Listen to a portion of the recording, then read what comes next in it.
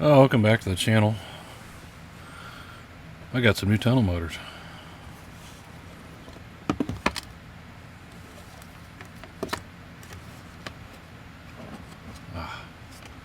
Damn it, I ordered the wrong size.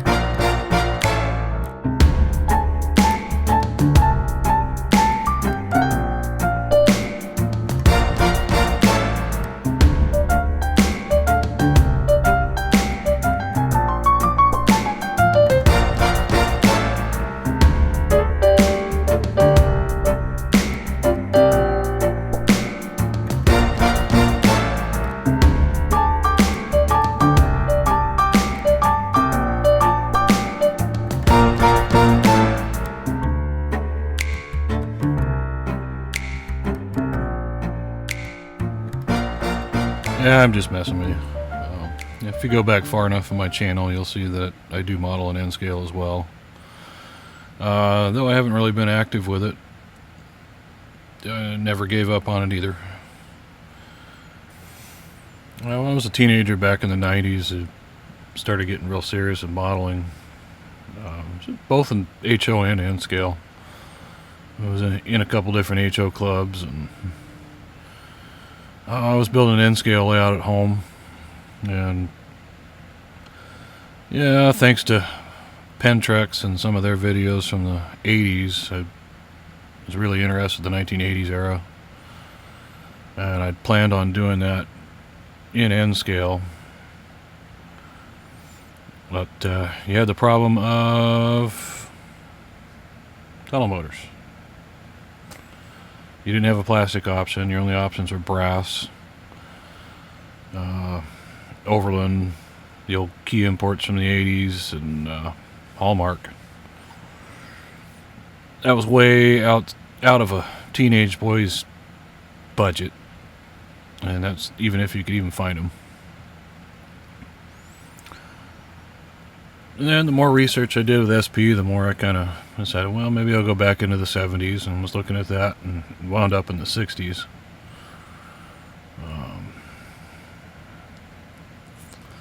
And that kind of solved the tunnel motor issue.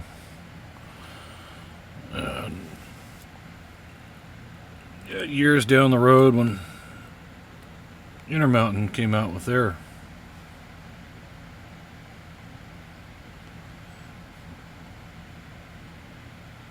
it's not focusing.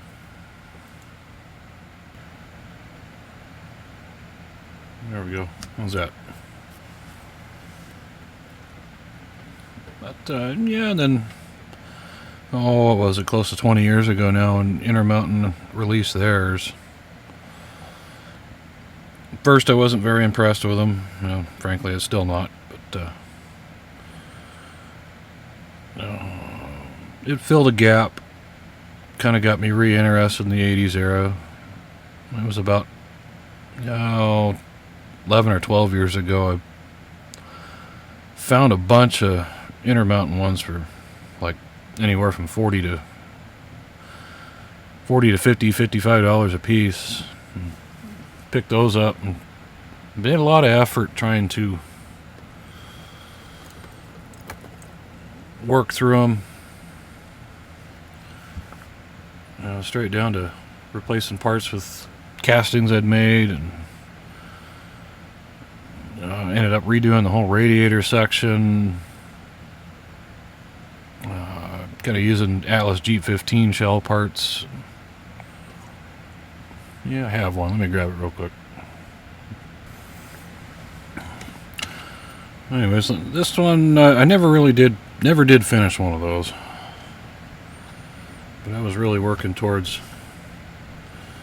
trying to make something usable out of the Intermountain tunnel motors. Unfortunately, the had a bad batch of resin, so everything shrunk up. And now I've got a banana motor. Anyways, trying to fix an intermountain, there's a lot of shortcomings on those. Pilots were so thin, I ended up having to make a whole new pilot. Ended up putting some etch steps in. Which, if I remember right, I think I just made those out of some freight car crossover platforms.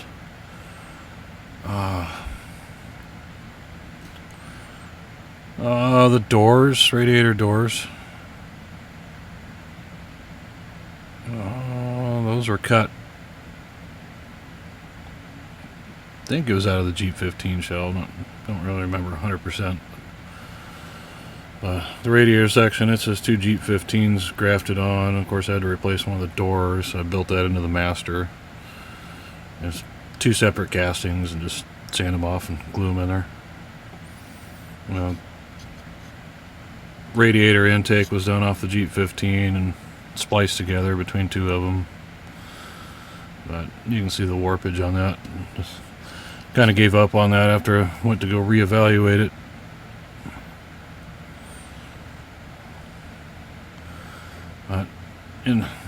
Because I could build all new shell parts and everything all day long, but you really couldn't fix the mechanism on those. But now we have this.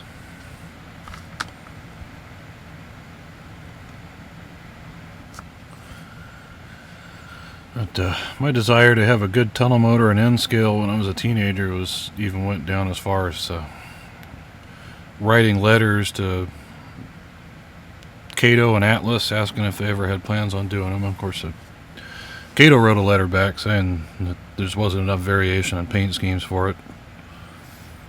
So figured that would be a done deal for a while. And that was almost 30 years ago when I wrote that letter. These I just got DCC ready ones. I wasn't, after messing with sound and HO, I don't know if I'm going to even try it with these. I have a couple of ideas that I want to play with. Maybe do one test bed, but so right now I'm most likely just going to get some ESU Loc pilots and run them. I'll let somebody else do an in-depth detail look at these things, but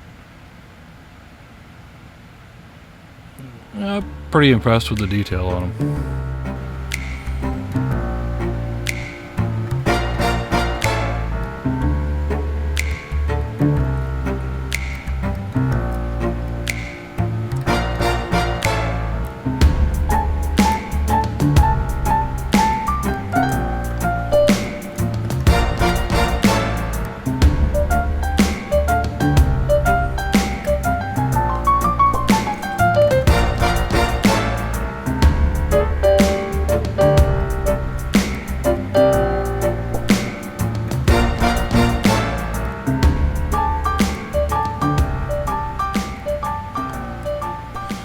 One thing I really like about it's the ride height.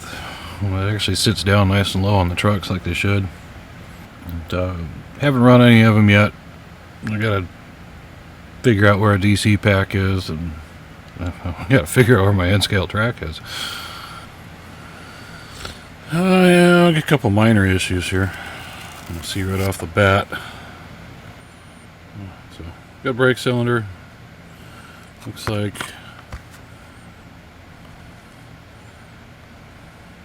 it's off the front truck. The other brake cylinder and the piping is all sitting up there. Relatively easy fix.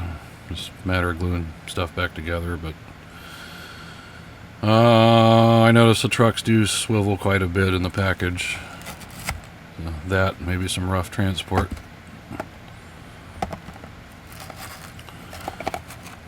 And kind of the same thing with this guy. We got a brake cylinder and it's missing off the number 1 axle.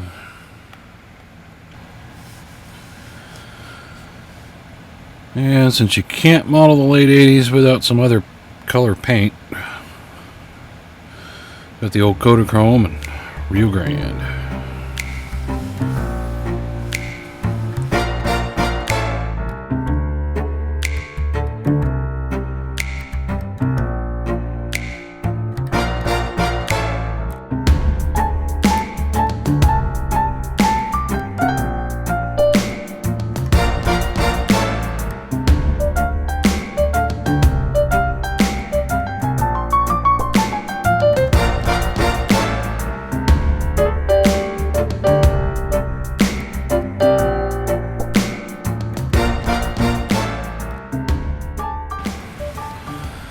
Yeah, another question you all want to know is about the radiator intakes.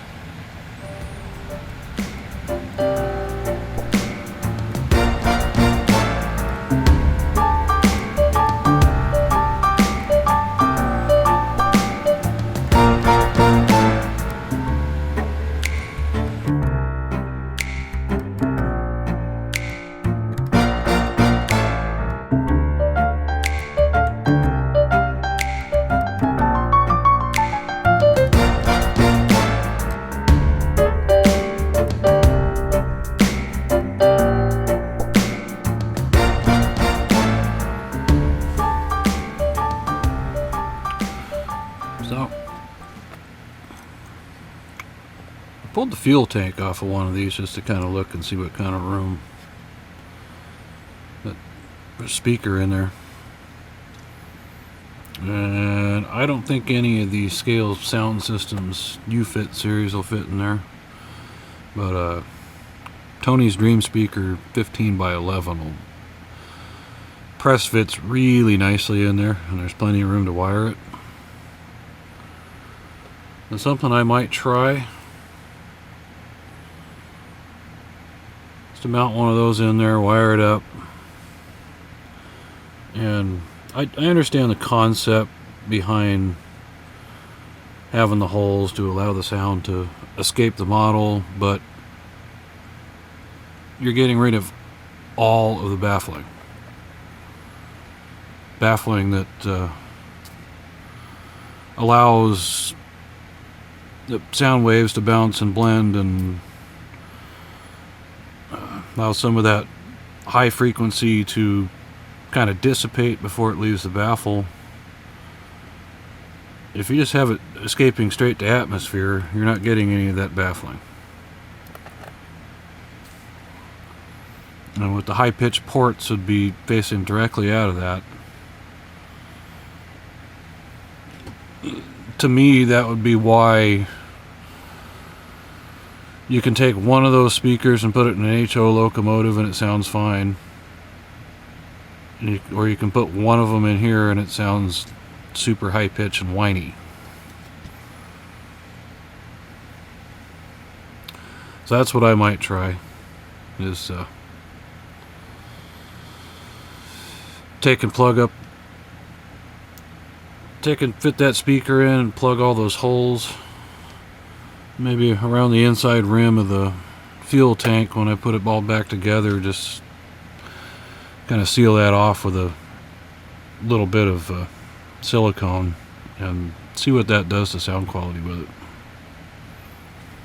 No, you could do the same thing in the Rio Grande, but you wouldn't have as much. Well, not necessarily, because there's a divider in there. I mean, probably get about the same amount of baffling by literally turning the entire fuel tank into a baffle. So I'm thinking about it. It might be worth a try. Between that and some tone control functions and adjustments and whatnot, might be able to get a pretty decent sound out of that. Yeah, I think part of the reason why they put those holes in the bottom of the fuel tank is to kind of get more bang for your buck out of volume wise out of one speaker.